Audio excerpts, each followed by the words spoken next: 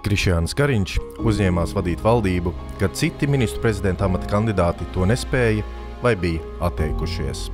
Gandrīz 5 gadus vadot valdību, lielākoties krīzes apstākļos, gan Covid-19 pandēmijas, gan Krievijas iebrukuma Ukrainā laikā ir gūta milzīga pieredze un izveidoti plaši starptautiskie kontakti, kas uzturēti arī vēlāk strādājot jau ārlietu ministra amatā.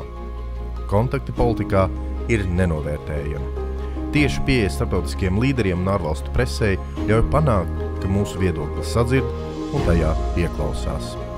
Šo priekšrocību Krišjānis Kariņš vēlas izmantot arī Eiropas parlamentā, kur nākamā sasaukuma laikā izaicinājums būs saglabāt Eiropas vienotību, risināt jautājumus, kas izšķirs visas Eiropas nākotni un tieši ietekmēs arī Latviju.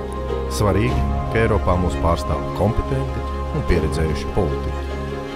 Un tāds ir Krišjānis Kariņš.